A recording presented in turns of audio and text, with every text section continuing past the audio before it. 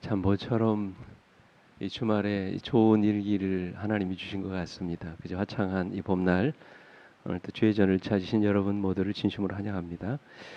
우리 하나님 말씀 창세기 18장 22절부터 있는 말씀 우리 함께 교독하시겠습니다. 제가 먼저 읽겠습니다. 창세기 18장 22절부터 32절까지입니다. 그 사람들이 거기서 떠나 소돔으로 향하여 가고 아브라함은 여호와 앞에 그대로 섰더니 아브라함이 가까이 나아가 이르되 주께서 의인을 악인과 함께 멸하러 하시나이까. 그 성중에 의인 50명이 있을지라도 주께서 그곳을 멸하시고 그 50 의인을 위하여 용서하지 아니하시리이까. 주께서 이같이 하사 의인을 악인과 함께 죽이심은 부당하오며 의인과 악인을 같이 하심도 부당하나이까. 사랑을 심판하시는 이가 정의를 행하실 것이 아니이까. 여호와께서 이르시되 내가 만일 소돔 성읍 가운데서 의인 50명을 찾으면 그들을 위하여 온 지역을 용서하리라. 아브라함이 대답하여 이르되 나는 티끌이나 재와 같사오나 감히 주께 아뢰나이다. 의인 중에 5명이 부족하다면 그 5명이 부족함으로 말미암아 온 성읍을 멸하시리이까. 이르시되 내가 거기서 45명을 찾으면 멸하지 아니하리라. 아브라함이 또 아뢰어 이르되 거기서 40명을 찾으시면 어찌하려 하시나이까. 이르시되 40명으로 말미암아 멸하지 아니하리라. 아브라함이 이르되 내 주여 노하지 마시옵고 말씀하게 하옵소서. 거기서 30명을 찾으시면 어찌하려 하시나이까. 이르시되 내가 거기서 30명을 찾으면 그리하지 아니하리라. 아브라함이 또 이르되 내가 감히 내 주께 아뢰나이다. 거기서 20명을 찾으시면 어찌하려 하시나이까. 이르시되 내가 20명으로 말미암아 그러하지 아니하리라. 32절 같이 읽습니다. 시작. 아브라함이 또 이르되 주는 노하지 마옵소서. 내가 이곳만 더 아뢰리이다. 거기서 10명을 찾으시면 어찌하려 하시나이까.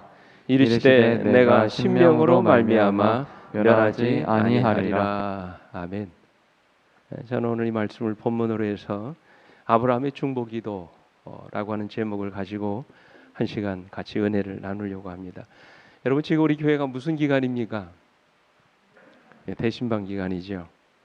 코로나로 인해서 한 달 늦어졌지만 매주 월요일과 수요일 그리고 목요일마다 교우님들의 가정을 방문해서 말씀을 나누고 함께 기도하는 시간을 보내고 있습니다. 지금까지 두 개의 소그룹이 이제 대신방을 마무리했습니다.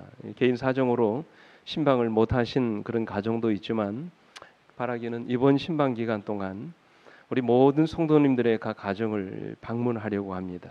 그래서 이번 대신방을 통해서 우리 교회가 전에 없는 말씀과 기도의 부흥이 일어나기를 주님의 이름으로 축원합니다. 설교의 황태자로 알려져 있는 찰스 스펄전이라고 하는 목사님이 있습니다. 근데 이분이 사역하시던 교회가 영국의 수도인 런던에 있습니다. 그 교회는 한때 6천 명 이상, 많을 때는 2만 명까지 모이던 그런 교회였습니다. 그 당시 영국에서 가장 폭발적인 성장을 이루고 있던 그런 교회였습니다.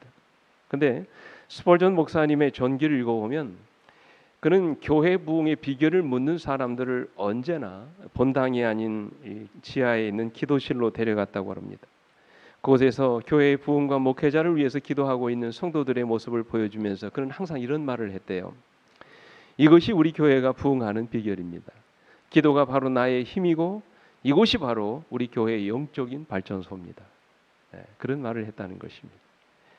교회의 부흥이 자신의 설교의 탁월함에 있는 것이 아니라 교회와 자신을 위해서 날마다 눈물로 기도하는 성도들의 기도 때문이라는 것입니다.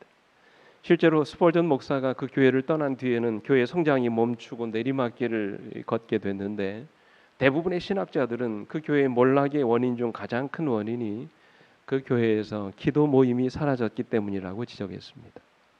그들에게서 기도가 사라졌기 때문에 하나님이 자기 영광을 거두시고 더 이상 그 교회의 부흥을 허락지 않으셨다는 그런 말씀입니다. 이처럼 기도는 교회를 움직이는 영적인 힘이고 능력입니다. 여러분 믿으십니까? 교회는 오늘 이 교회를 기도는 오늘날 이 교회를 움직이는 뭐예요? 영적인 힘이고 능력입니다. 그렇다면 우리가 어떻게 기도해야 할까요? 19세기 남아프리카의 성자이자 기도의 사람으로 알려져 있는 앤드류 머레이라고 하는 학자가 있습니다. 근데 한 번은 이 기도의 사람인 머레이에게 한 젊은이가 찾아와서 그런 질문을 합니다. 목사님, 기도를 배우고 싶은데 어떻게 하면 기도를 잘할 수 있습니까? 그런 질문을 해요. 그때 이 머레이가 이런 대답을 합니다. 있습니다. 기도를 배울 수 있는 가장 좋은 비결이 딱 하나 있는데 그것은 바로 기도하시는 겁니다. 이건 대단히 중요한 진리입니다. 기도하지 않고 배울 수 없는 것, 그것이 바로 기도입니다. 기도에 대한 이론을 알고 있다든지 기도에 대한 어떤 책을 읽었다는 사실이 나를 기도의 사람으로 만들지 않는다는 것이죠. 정말 우리가 기도의 사람이 되기를 원하면 우리는 뭐 해야 돼요? 기도해야 된다는 것이죠. 그래서 오늘 본문에 나오는 이 아브라함의 기도를 통해서 우리가 하나님 앞에 올바른 기도, 정말 응답받는 기도를 드릴 수 있는 중요한 비결이 과연 뭔가? 어떻게 하면 우리가 아브라함과 같은 그런 능력 있는 기도를 하나님께 드릴 수 있을까? 오늘 우리 아브라함을 기도를 통해서 오늘 여러분과 제가 배워야 될 이 기도에 대한 이 도전이 과연 무엇인가? 오늘 이 시간 그 비결을 함께 나누게 되기를 원합니다. 첫째로 아브라함의 기도가 주는 교훈은 기도하기 전에 먼저 기도에 올바른 자세를 갖추라는 것입니다. 기도의 내용보다 더 중요한 것은 기도하는 사람의 올바른 자세입니다. 이것이 바로 응답받는 기도의 첫 번째 비결입니다. 응답받는 기도의 자세는 기도의 외형적인 자세를 말하는 것이 아닙니다. 눈을 감고 기도한다든지 무릎 꿇고 기도하는 그 문제를 지금 말하는 것이 아닙니다. 여기서 말하는 이 올바른 기도의 자세는 기도하는 사람의 올바른 마음가짐을 말씀드리는 것입니다. 그렇다면 우리 어떤 마음으로 기도해야 할까요? 이 독일의 성직자이자 그 생애의 대부분을 수도원에서 보낸 토마스 아켄퍼스라고 하는 사람이 있습니다. 이분이 쓰신 책 가운데 아주 유명한 책이 있죠. 그리스도를 본받아. 좀 어렵지만 굉장히 깊이 있는 그런 책입니다. 이분이 이 책에서 기도하는 사람의 자세에 대해서 두 가지를 말씀하셨어요. 이렇게 말합니다. 겸손과 용기의 덕이 없이는 아무도 기도의 사람이 될 수 없다. 그랬어요. 그러니까 기도하는 사람에게 있어서 필요한 두 가지 자세. 그게 뭐라는 거예요? 하나는 겸손이고 또 하나는 뭐라는 것입니까? 용기라고 하는 것입니다. 오늘 여러분 본문해 보십시오. 창세기 28장 27절 같이 한번 읽어볼까요? 아브라함이 어떤 마음으로 하나님께 기도했는가? 함께 읽습니다. 시작. 아브라함이 대답하여 이르되 나는 티끌이나 재와 같사오나 감히 주께 아뢰나이다 그랬어요. 여러분 나는 무엇과 같다고요? 티끌이나 재와 같다고 말씀하셨어요. 여러분 얼마나 겸손한 자의 고백입니까? 여기서 우리는 아브라함의 겸손한 기도의 자세를 봅니다. 그래서 이스라엘 백성들은 기도할 때마다 자주 땅에 엎드려서 하나님께 기도했다고 합니다. 이러한 태도는 나는 티끌의 한 부분에 불과합니다라는 고백을 몸으로 표현하는 것입니다. 나는 흙의 한 부분이고 결국에는 흙으로 돌아갈 수밖에 없는 그런 나약한 존재입니다. 이런 자신의 겸손을 몸으로 표현하는 것입니다. 어떻게 여러분 인간이 겸손해질 수 있을까요? 오늘 여러분과 제가 기도하면서 겸손한 마음을 가질 수 있는 그 근원이 어디에 있습니까? 그 동기가 어디에 있습니까? 그것은 바로 자신의 뭐를 생각할 때 그래요? 근본을 생각할 때 우리는 겸손해집니다.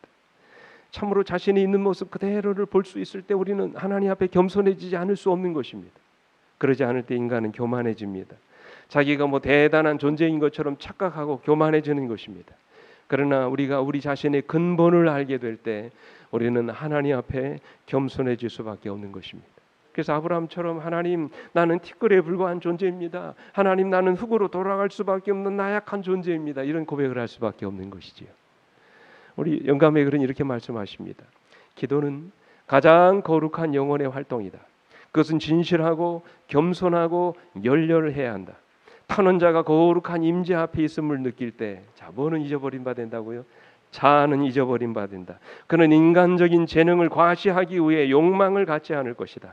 그는 사람들의 귀를 즐겁게 하고자 노력하지 않고 영혼이 갈망하는 축복을 얻고자 노력할 것이다. 그랬어요. 마치 누가복음 18장에 나오는 그 바리새인처럼 그 하나님 앞에 기도하러 나오지만 누구만 자랑합니까? 자기 의만 드러내죠. 일주일에 몇 번씩 기도하고 하나님 앞에 11조를 얼마나 드리고 뭐 그런 얘기만 합니다. 그러나 세리는 어떻게 합니까? 가슴을 치며 하나님께 기도하죠. 주여 나를 불쌍히 여기소서 나는 죄인이로소이다. 그런 고백을 합니다. 우리 성경에 보면 세리가 하나님 앞에서 의롭다 하심을 받고 집에 돌아갔다. 그렇게 말씀을 하십니다. 겸손과 아울러 우리 기도에 필요한 두 번째 자세는 용기입니다. 우리 다시 27절의 말씀을 보시면 아브라함이 대답하여 이르되 나는 티끌이나 죄와 같사오나 그 다음 뭐라고 합니까? 감히 죽게 아뢰나이다 그랬어요. 감히 죽게 아뢰나이다 그랬어요.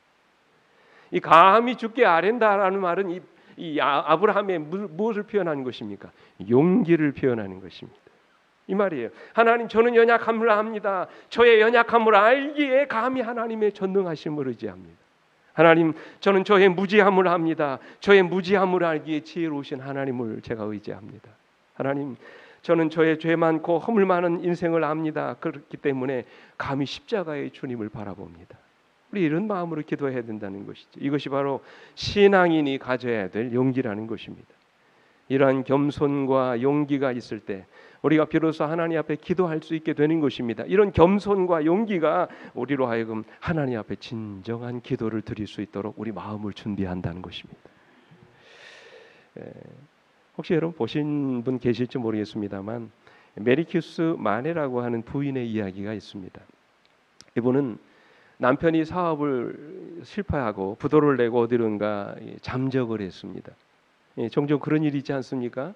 그 경제적인 빚을 다 갚지 못해가지고 그냥 잠적해 버리는 그런 일들이 있어요. 살림을 다 잃어버렸습니다. 완전히 알거지가 됐어요. 집안에 있는 모든 부분이 다 경매에 붙여가지고 그야말로 무일푼 아무것도 없는 알거지가 돼서 거리로 쫓겨난 것입니다. 아이들이 다 있습니다. 아이들이 데리고 살 일이 막막한 것입니다. 근데 어느 날 어린 아들 하나가 문방구에 가서 연필 하나를 훔치다가 들켰어요. 이제 학교에 알려지게 된 것입니다. 그래서 다니던 학교에서 쫓겨났어요. 그 모습을 본 이 마네 부인은 더 이상 살고 싶은 마음이 없었습니다. 근데 이 가난 때문에 우리 아이들이 망가지는 것 같아서 절망했습니다. 그래, 이렇게 살아서 뭐 하겠냐? 깨끗이 죽자. 이제 아이들을 재우고 방 안에 가스를 틀었습니다. 가스가 스며 나오는데 정신이 몽롱해졌어요. 그때 이웃집 누군가가 부르는 찬미가 들려옵니다. 바로 557장 찬미였습니다. 내 모든 시험 무거운 짐을 주 예수 앞에 아뢰이면 근심에 쌓인 날 돌아보사 내 근심 모두 맡으시네. 무거운 짐을 나 홀로 지고 견디다 못해 쓰러질 때 불쌍히 여겨 구원해 주리 은혜의 주님 오직 예수. 이 생명이 꺼져가는 그 가운데서도 그 찬미 소리가 들려오는 것입니다. 순간적으로 여인의 마음속에 이런 생각이 들었습니다. 그래, 내가 죽을 생각을 하면서 왜 기도할 생각은 하지 못했던가. 정신을 그는 가다듬었습니다. 그리고는 방문을 열었습니다. 그리고는 죽어가는 아이들을 끄집어냈어요. 방끝으로. 가스를 잠궜습니다. 그리고 방 한가운데 무릎을 꿇고 여인의 하나님께 간절히 기도합니다. 기도하는데 얼마나 눈물이 쏟아져 나오는지 하나님의 위로하시는 은혜가 이 부인의 마음을 사로잡기 시작했습니다. 기도 이후에 이 여인이 용기를 내서 시골을 내려가 시골에 한 빈집을 샀습니다. 새 삶을 시작하기 시작했습니다. 수많은 어려움 속에서도 그런 날마다 하나님께 기도하기 시작했어요. 하나님은 기도할 때마다 이 여인의 마음에 위로와 용기를 주셨습니다. 그래서 드디어 이 여인이 훗날 멋지게 성공한다는 그런 이야기, 실제 이야기입니다. 이야기는 데일 카네기라고 하는 사람이 쓴 근심이여 안녕이라는 책에 나오는 이야기입니다. 그 책의 마지막 부분에 이런 이야기를 적고 있습니다. 죽을 수 있는 용기를 가진 자들이여 하나님 앞에 기도할 수 있는 용기로 바꾸어 보십시오. 100번의 탄식보다 한 번의 기도가 당신에게 기적을 가져다 줄 것이며 100번의 절망보다 한 번의 믿음이 당신의 운명을 바꾸어 줄 것입니다. 제가 이 말씀을 듣고 참 많이 은혜를 받았습니다. 100번의 절망보다 한 번의 기도가 우리 삶의 기적을 가져온다 말씀하셨습니다. 영감이 그래도 말씀하십니다. 기쁜 존경과 겸비로 그는 탄원하였다. 자만심도 자신의 의를 자랑함도 없었다. 그는 순종이나 하나님의 뜻을 행하느라고 드린 희생들을 근거로 은총을 요구하지 않았다. 그는 이 아브라함은 자신이 죄인으로서 죄인을 위하여 간구하였다. 하나님께 나아가는 자들은 모두 이와 같은 정신을 가져야 한다. 여러분, 이와 같은 정신이 뭡니까? 그것은 하나님 앞에 겸손과 뭐를 갖는 거예요? 용기를 갖는 것입니다. 그렇습니다, 여러분. 이런 아브라함의 기도가 놀라운 기도 응답을 가지고 온 것입니다. 그러므로 여러분이시여, 응답받는 기도의 비결을 원하십니까? 아브라함처럼 하나님 앞에 겸손한 기도자가 되시기를 간절히 바랍니다. 용기 있는 기도자가 되어지기를 간절히 바랍니다. 자기를 의지하지 말고 아무리 절망적인 상황 속에서도 무릎 꿇어 기도할 수 있는 여러분과 제가 되기를 간절히 바랍니다. 오늘 우리에게 필요한 기도의 자세는 겸손과 용기입니다. 두 번째로 아브라함의 기도가 주는 교훈은요, 우리 기도의 개념을 바꾸라는 거예요. 여러분, 우리가 흔히 생각하는 기도의 개념이 뭡니까? 내가 필요한 것을 주문해서 얻는 거예요. 그렇지 않습니까? 많은 분들이 생각하는 기도가 그렇습니다. 내가 어떤 어려운 문제가 있으면 그 문제를 하나님께 이야기해서 그 문제를 해결받는 것입니다. 이런 사람들은 평소 기도하지 않습니다. 그러다가 어떻게 되면 평소에는 별로 하지 않다가 어떤 일이 일어나면 문제가 생기면 어려움이 생기면 그때 하나님을 부여잡고 기도합니다. 대부분의 아들들이 그렇지만 종종 밖에 있는 우리 아이가 가다가 집에 전화할 때가 있습니다. 평소에는 잘 안 합니다. 전화할 때가 있어요. 언제 전화합니까? 뭐 떨어지면요? 뭐 떨어지면? 돈 떨어지면. 요즘엔 미안했는지 그냥 돈부터 얘기하지 않습니다. 안부 이야기하다가 거의 끄트머리에 엄마 나 실은 돈이 필요해요. 그렇게 얘기해요. 우리가 때때로 우리의 기도를 그렇게 생각하고 있지는 않은지. 근데 여러분, 이렇게만 알고 기도하는 분들은 기도의 더 중요한 부분을 놓치고 있는 것입니다. 기도의 더 중요한 개념은 교제하는 것입니다. 하나님이 나와 함께 하시는 것입니다. 내 삶의 모든 문제를 하나님과 같이 나누는 것입니다. 이게 바로 기도예요. 그것만으로 우리는 얼마든지 만족할 수 있습니다. 기도하는 순간 하나님이 나와 함께 계시는 것을 느낄 수 있습니다. 하나님이 기도하는 가운데 내 삶 속에 들어오셔서 나를 어루만지는 그런 느낌을 치울 수가 없어요. 여러분, 이게 기도입니다. 혹시 여러분 예전에 사랑해 보신 적 있으시죠? 사랑하는 연인들의 모습을 보십시오. 물론 그들도 주고받지요. 좋아하니까. 근데 그게 다 아니죠. 그들이 만나는 더 중요한 이유가 뭡니까? 그냥 같이 있고 싶은 거예요. 같이 있으면 행복하고 즐거운 것입니다. 더 이상 바랄 것이 없어요. 그것이 전부입니다. 서로에게 아무것을 해주지 않아도 그저 같이 있으면 행복하고 즐거운 것입니다. 이게 연인들이 만나는 이유죠. 우리가 기도하는 이유도 바로 그것입니다. 여러분 아시는 D.L. 무디가 그 일화에 읽어보면 가장 행복했던 순간을 그는 이렇게 기록합니다. 어느 날 그가 서재에서 열심히 말씀을 준비하는데 5살 된 그 아들이 서재문을 빠끔 열더니 아빠하고 부르더래요. 그래서 그 아들이 아빠에게 뭐가 부탁할 게 있나 해서 책을 덮고 아들에게 그래 아빠가 뭐 해줄까 이렇게 아이를 오라고 했답니다.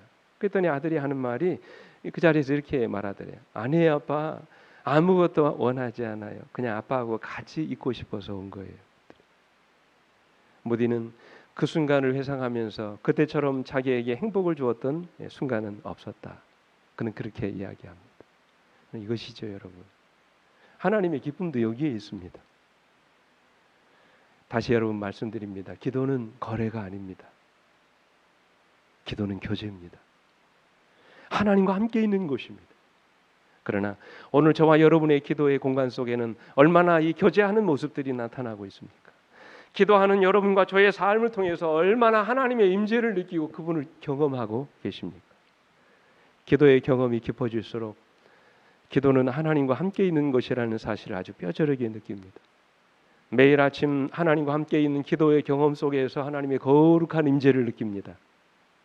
그리고 그분이 나와 함께 계시는 것 같은 그런 착각을 느낍니다. 그때마다 하나님은 나의 심령을 찾아오셔서 위로해 주시고 용기를 주시고 그 한 날을 살아갈 수 있는 영적인 힘과 에너지를 저에게 주십니다. 여러분 이것이 기도의 매력 아닐까요?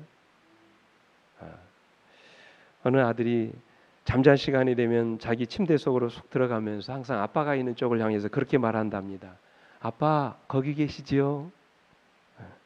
그러면 언제나 아빠는 어린 아들을 향해서 그래 아들아 아빠는 여기 있단다 이렇게 대답을 합니다. 그러면 아들은 아무 두려움 없이 잠을 잤다고 그래요. 이제 그 소년이 나이 많은 70 노인이 됐습니다.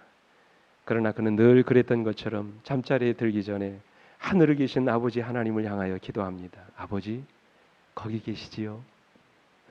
그러면 하나님께서는 아주 힘있고 분명한 목소리로 그래 아들아 내가 여기 있다 그렇게 말씀하신대요. 하나님 아버지께서 여러분 우리와 함께 하시는데 우리가 무엇을 두려워하겠습니까? 여러분 이것이 기도가 주는 축복이 아닐까요? 아브라함이 어떻게 기도했습니까? 우리 창세기 18장 22절 23절 같이 한번 읽겠습니다. 시작. 그 사람들이 거기서 떠나 소돔으로 향하여 가고 아브라함은 여호와 앞에 그대로 섰더니 아브라함이 가까이 나아가 이르되 주께서 의인과 악인과 함께 멸하려 하시나이까 그랬어요. 여러분 아브라함의 기도를 보십시오. 아브라함은 기도하자마자 하나님 이거 해주시고 저거 해주십시오 기도하지 않았어요. 그런 여호와 앞에 한동안 그대로 서 있었다고 말씀하셨어요. 그리고 하나님께 가까이 나아가 그분 앞에 오랫동안 머물러 있었다고 그랬습니다. 그리고 그의 기도를 시작합니다. 이런 사실에 대해서 영감이그는 이렇게 말합니다. 하늘의 천사들은 친구가 친구에게 하듯이 그와 동행하며 담화하였다 그랬어요. 이 말씀 참 마음에 이렇게 와 닿더라고요. 친구가 친구에게 하듯 그와 뭐하며 동행하며 담화하였다 그랬어요. 얼마나 놀라운 축복입니까? 하늘의 천사들은 친구가 친구에게 이야기하듯 아브라함과 동행하며 담화하였다고 그랬습니다. 소돔에 내릴 심판을 그에게 숨기지 않았고 아브라함은 죄인들을 위하여 하나님의 중재자가 되었다고 그랬습니다. 하나님과 교제하는 것입니다. 이처럼 기도의 경험을 통해서 마치 친구가 친구에게 이야기하듯이 하나님과 친밀하게 교제하는 이 아브라함의 모습, 얼마나 아름다운 기도의 모델입니까? 그래서 영감의 글은 아브라함의 삶을 한마디로 이렇게 말하죠. 하나님의 친구 아브라함의 생애는 기도의 생애였다. 우리 하나님이 우리에게 원하시는 관계도 단순히 우리가 그분께 무엇을 구해서 얻고 얻은 다음에는 그냥 안녕하고 헤어지는 그런 거래를 요구하지 않으십니다. 그분은 우리를 사랑하십니다. 함께 있고 싶어 하십니다. 그런 교제를 나누기 위해서 우리를 기도의 자리로 부르시는 것입니다. 교제가 없는 간구, 그것은 참으로 우리 하나님이 바라시는 기도의 자세가 아닙니다. 내가 하나님과 함께 있고 하나님이 나와 함께 하시는 교제가 하나님이 기뻐하시는 기도자의 모습인 것입니다. 다시 말씀드려요. 기도는 거래가 아닙니다. 기도는 교제입니다. 하나님과 함께 있는 것입니다. 사랑하는 성도 여러분, 진정한 기도의 경험을 누리시기를 원하십니까? 하나님과 함께 있는 연습을 하시게 되기를 간절히 바랍니다. 하나님께 드릴 기도가 없어도 괜찮아요. 그냥 무릎 꿇고 머리 숙여 하나님과 함께하는 임재를 경험하는 그런 경험을 연습해 보시기 바랍니다. 거룩하신 하나님의 임재가 기도하는 여러분과 저의 심령 속에 임하시기를 간절히 바랍니다. 말하지 않아도 하나님이 여러분의 상한 심령을 어루만지시고 새롭게 해주시는 경험을 하며 살아가시게 되기를 간절히 바랍니다. 하나님과 함께 있으면 그저 행복해지고 새로운 용기와 힘을 얻게 되는 경험, 여러분 그것이 바로 기도하는 자의 축복입니다. 하나님께서 기도할 때마다 오늘 우리 모두에게 이런 축복을 허락해 주시기를 간절히 기도합니다. 실제로 아브라함의 기도가 주는 이 교훈은요, 기도의 영역을 넓히라는 거예요. 우리가 드리는 기도에는 반드시 두 가지 내용이 들어가야 한다고 성경은 말씀하세요. 첫째는 하나님을 위한 기도고 두 번째는 인간을 위한 기도입니다. 그래서 우리 주님께서 가르쳐 주신 주기도문에도 보면 이렇게 나와 있잖아요. 주기도문 나와 있는 마태복음 6장 9절로 10절에 보면 그러므로 너희는 이렇게 기도하라. 하늘에 계신 우리 아버지여 이름이 거룩히 여김을 받으시오며 나라가 임하시오며 뜻이 하늘에서 이루어진 것 같이 땅에서도 이루어지이다. 그렇게 기도하라고 그랬어요. 여러분 누구의 이름입니까? 하나님의 이름이지요. 우리의 기도를 통해서 하나님의 이름이 거룩히 여김을 받으며 하나님의 나라가 임하게 되며 하나님의 뜻이 하늘에서 이루어진 것 같이 땅에서도 이루어지기를 원한다는 그런 말씀이에요. 다 누구를 위한 기도입니까? 하나님을 위한 기도. 그리고 나서 그 다음으로 이어지는 기도의 내용이 뭡니까? 11절로 13절에 보면 오늘날 우리에게 일용할 양식을 주옵시고 그죠? 우리에게 우리 죄 지은 자를 사하여 준 것 같이 우리 죄를 사하여 주옵시고 우리를 시험에 들게 하지 마옵시고 악에서 구하옵소서. 비로소 우리의 필요를 위한 기도의 내용들이 이어지는 것입니다. 언제나 우리가 기도할 때 이 두 가지 내용이 함께 드려져야 된다고 말씀을 하셨어요. 근데 여러분, 우리가 드리는 기도의 내용 가운데 얼마나 자주 하나님을 위한 기도가 드려지고 있습니까? 우리가 한 번쯤은 생각해 볼 필요가 있는 아주 중요한 내용이라고 생각합니다. 우리가 드리는 대부분의 기도가 인간 중심적인 기도, 그저 먹고 살기 위한 기도만을 위해서 드립니다. 그리고 대부분의 기도가 내 중심적으로, 그죠? 내가 당면한 문제, 내 가족, 내 자녀, 내 사업, 내 직장, 내 일터만을 위해서 기도합니다. 여러분, 그런 기도하지 말라는 말씀이 아니에요. 오늘 우리의 기도의 영역이 너무나도 자기중심적이라는 것이죠. 오로지 내가 먹고 사는 문제만을 위해서 우리가 하나님께 기도할 때가 너무나도 많다는 것입니다. 그러나 오늘 본문에 나오는 아브라함의 기도를 한번 주목해 보시기 바랍니다. 그 어떤 내용을 기도합니까? 창세기 18장 25절에 주께서 이같이 하사 의인을 악인과 함께 죽이심은 부당하오며 의인과 악인을 같이 하심도 부당하니이다. 세상을 심판하시는 이가 정의를 행하실 것이 아니니까. 누구를 위해서 기도합니까? 여러분, 이것을 풀이해 보세요. 무슨 뜻입니까? 하나님, 이 소돔성의 죄가 많은 거 내가 압니다. 그러나 하나님, 이 부도덕한 이 성을 한꺼번에 다 멸하시면 의인과 함께 악인을 멸하시는 것이 옳지 않습니다. 그렇게 되면 하나님이 공의로우신 분이 아니라고 말할 것입니다. 하나님의 의로움을 위해서라도 의인을 구원하셔야 합니다. 누구를 위해서 기도합니까? 아브라함은 지금 자신을 위해서 기도하고 있는 것이 아니에요. 그것은 단순히 소돔성을 위해 드리는 기도가 아니었습니다. 그가 드린 기도는 누구를 위한 기도예요? 하나님을 위한 기도였어요. 하나님의 영광을 위한 기도였습니다. 그리고 동시에 소돔성에 거주하는 의인들을 위한 기도였어요. 아브라함은 지금 자신을 위해서 기도하고 있는 것이 아니라 소돔성에 살고 있는 다른 영혼들을 위해서 기도하고 있는 것입니다. 영감의 글은 이렇게 말합니다. 부조와 선지자 140페이지. 멸망하는 영혼에 대한 사랑이 아브라함의 기도에 힘을 불어넣었다. 그는 저 부패한 도시의 죄는 미워하였으나 죄인들은 구원 얻게 되기를 원하였다. 소돔을 위한 그의 깊은 관심은 회개하지 않은 자들을 위하여 우리가 느껴야 할 걱정을 나타낸다. 그러면서 이어지는 말씀에 이렇게 말합니다. 우리는 죄를 미워하는 마음을 품어야 하나 죄인에 대하여서는 동정과 사랑의 마음을 품어야 한다. 우리 주위에는 소돔에 임했던 것과 같은 무섭고도 절망적인 파멸로 달려가는 영혼들이 많이 있다. 날마다 누군가의 은혜의 시기가 끝나고 있다. 시간마다 누군가는 자비가 미치지 못하는 곳으로 넘어가고 있다. 그런데 죄인으로 이 무서운 운명에서 피하도록 하는 경고와 간청의 음성은 어디 있는가? 누가 그들을 위해서 기도하고 있느냐는 말씀이에요. 사랑하는 성도 여러분, 오늘 우리가 드리는 기도 중에 얼마나 많은 내용들이 내가 아닌 다른 영혼들을 위해서 드려지고 있습니까? 소망 없이 죽어가는 불쌍한 영혼들, 아직도 내가 무엇을 위해 살아가야 되는지 깨닫지 못하고 살아가는 불쌍한 영혼들을 위해서 우리 얼마나 자주 기도합니까? 그저 나의 먹고 사는 문제만을 위해서 기도하지 말고 내가 아닌 다른 불쌍한 영혼들을 위해서도 아브라함처럼 간절히 기도하시는 우리 모두가 되기를 간절히 바랍니다. 우리의 기도의 뭐가요? 지경이 넓어져야 돼요. 그죠? 우리가 누군가를 위해서 기도한다는 것은 그에게 관심을 갖는 것을 의미합니다. 그리스도인으로서 우리가 누군가를 참으로 사랑한다면 우리는 그를 위해서 뭐 해야 될까요? 기도해야 합니다. 기도가 없다면 우리는 그를 사랑하지 않는 것입니다.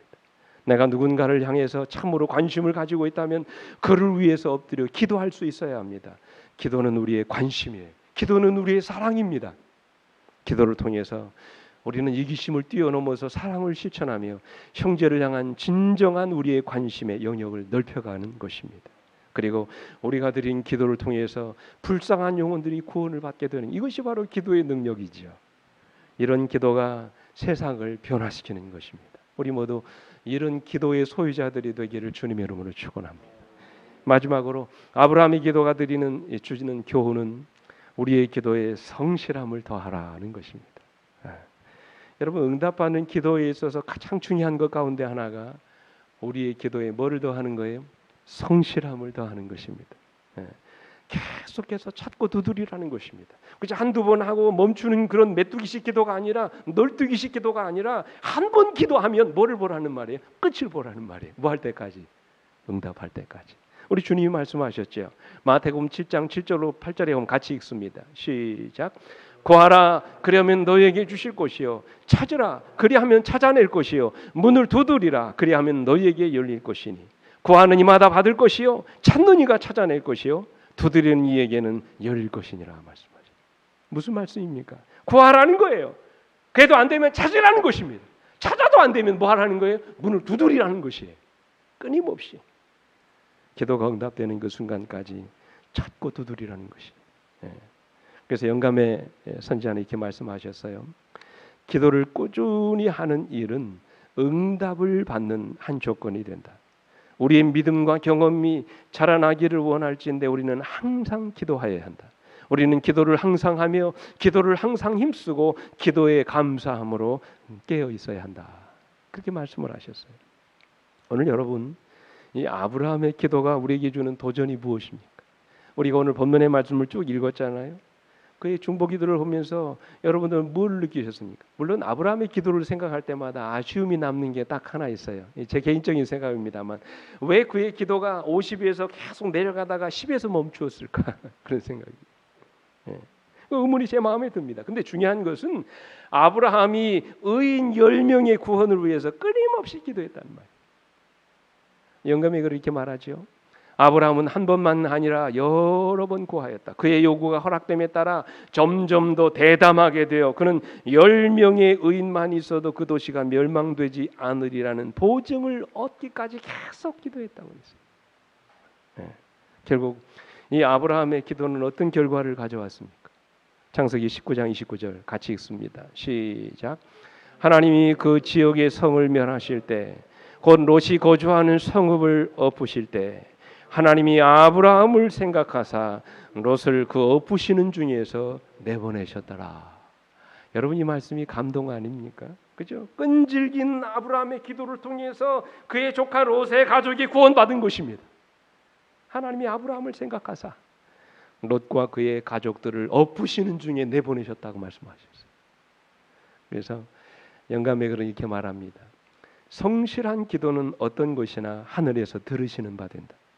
비록 기도가 유창하게 표현되지 않았을지라도 그것이 마음에서 우러나왔다 하면 이것은 예수님께서 봉사하시는 지성소에 올라갈 것이며 예수께서는 귀찮게 여기시거나 더듬으시는 말씀은 한마디도 없이 완전하신 자신의 아름답고 향기로운 향과 함께 이것을 하나님 앞에 바치실 것이다. 아멘. 저는 이 아브라함의 기도를 보면서 우리 주님이 십자가를 지시기 전날 밤 드리셨던 겟세마네의 기도를 생각해 봅니다. 그분은 아셨어요. 날이 이제 밝으면 그분이 지셔야 될 십자가의 고통이 얼마나 크신지를 알았어요. 한 번도 헤어본 적이 없던 아버지 하나님과 영원히 분리되는 둘째 사망의 고통을 당신이 경험해야 될 것을 아셨어요. 우리 영감의 글에 보면 인류의 운명이 저울대 위에 떨고 있었습니다. 범죄한 사람에게 할당된 잔을 마시지 않을 수 있다는 그런 생각이 그 마음속에 들기 시작해 사단이 그를 유혹했다고 그랬습니다. 그를 저주하고 부인할 제자들 왜 그들을 위해서 십자가를 지려고 하느냐고 이 예수의 마음을 흔들기 시작했습니다. 그때 여러분 주님이 겟세마네 동산에서 그의 땀이 뭐가 되도록이요? 핏방울이 되어 떨어지도록 하나님께 끊임없이 기도했다고 그랬어요. 그리고 마침내 주님은 그의 끈질긴 기도 끝에 십자가를 지기로 결심하시오. 여러분 십자가의 구원은 결국 그의 끈질긴 기도가 이루어낸 결과였던 것입니다. 한 이야기만 드리고 제가 말씀을 마치겠습니다. 여러분 잘 아시는 기도의 사람 이 조지 밀러, 고아의 아버지라고 불려져 있는 이 조지 밀러 여러분 아시죠? 이 조지 밀러를 일컬어서 기도의 사람이라고 하지요. 기도를 아주 많이 한 사람입니다. 평생 이 조지 밀러가 5만 번 이상 응답을 받았다고 그러니까 여러분 얼마나 많은 기도를 들었겠습니까? 근데 조지 밀러가 52년 동안 기도한 기도 제목이 있었다고 그러죠. 그게 뭔지 아세요? 어렸을 적에 함께 자랐던 5명의 친구를 구원해달라는 기도였습니다. 이 문제를 놓고 얼마나 오랜 세월을 기도했는지 모릅니다. 매일같이 그는 그의 5 친구들을 위해서 기도했다고 합니다. 그러던 도중에 한 사람, 2 사람씩 예수를 믿기 시작합니다. 그렇게 해서 3명의 친구가 예수님을 믿고 구원을 받았어요. 근데 나머지 2 사람은 끝까지 예수님을 믿지 않았다고 합니다. 근데 어느덧 조지 밀러가 이제 나이가 늙어서 인생의 마지막이 가까워지는 것을 느꼈습니다. 언제 죽을지 모르는 죽음의 위기 앞에서 그는 마지막으로 말씀을 전할 수 있는 기회를 달라고 요청합니다. 그리고 그는 연약한 몸을 이끌고 강단에서 말씀을 전합니다. 예수를 믿지 않던 두 명의 친구들 중에 한 친구가 그날 이 밀로의 설교를 듣고 마음의 감동을 받아 예수님을 믿게 됐어요. 이제 구원받지 못한 친구는 몇 명 남은 거예요? 한 명 남은 것입니다. 근데 안타깝게도 밀로는 그 친구를 인도하지 못하고 얼마 후에 죽음을 맞이하고 맙니다. 근데 여러분, 밀로의 마지막 장례식에 온 바로 그 친구가 밀러가 자신을 위해서 무려 52년 동안 기도했다는 이야기를 듣습니다. 그 사실에 이 친구가 감동을 받습니다. 그래서 밀러가 죽은 바로 그 해에 이 친구가 예수님 믿고 구원을 받습니다. 그래서 이 마지막으로 예수님을 믿게 된 이 친구는 영국 전역에 있는 교회들을 돌아다니면서 이렇게 간증을 했대요. 우리의 기도는 반드시 응답됩니다. 밀러 목사의 기도는 다 응답됐습니다. 그의 마지막 기도의 응답이 바로 접니다. 이렇게 이처럼 우리의 기도는 살아있을 때뿐만 아니라 죽어서라도 반드시 응답됩니다. 언제나 그런 믿음을 가지고 끈질기게 기도하시는 여러분과 제가 되기를 간절히 바랍니다. 이처럼 끈질긴 기도는 반드시 응답을 받습니다. 여러분의 기도에 인내와 끈기를 더하시게 되기를 간절히 바랍니다. 믿음으로 기도하는 우리 모두를 하나님께서 반드시 응답으로 축복해 주실 줄 믿습니다. 우리 모두 아브라함과 같은 그런 기도의 사람이 되기를 간절히 바라면서 말씀을 마치도록 하겠습니다. 함께 일어나셔서 우리 찬양합니다.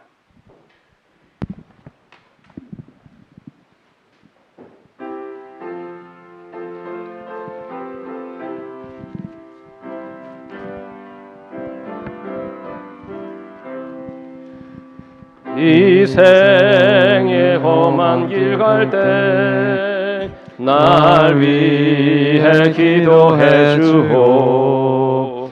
나 신실하고 참되며 늘 예수 위해 살도록 날 위해 기도해 주오.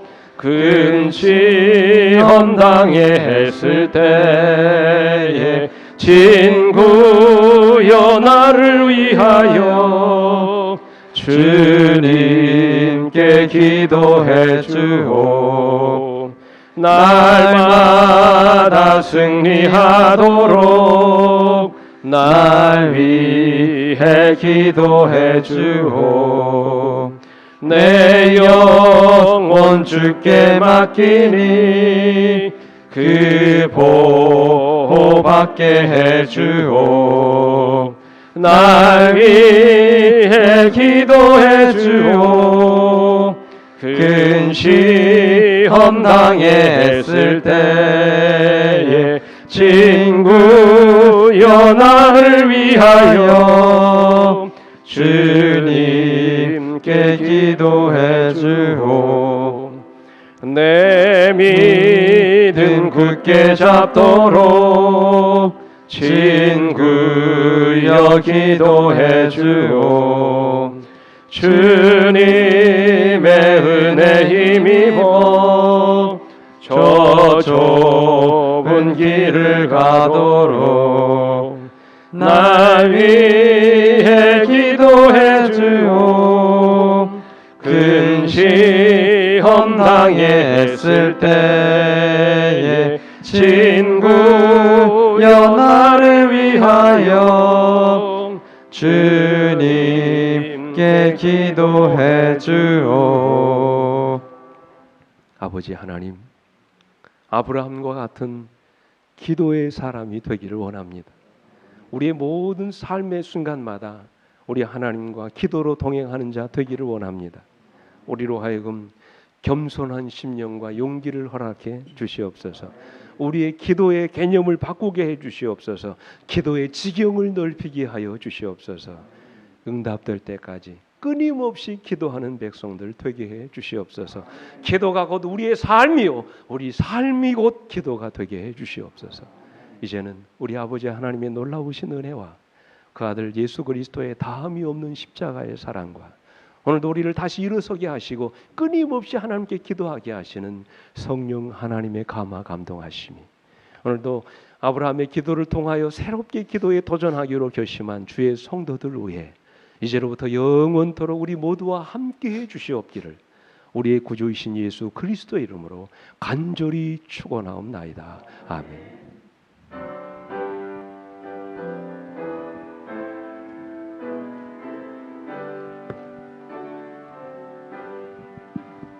내 주님 오시리 확실히 오시리 내가 공중에서 주를 만나겠네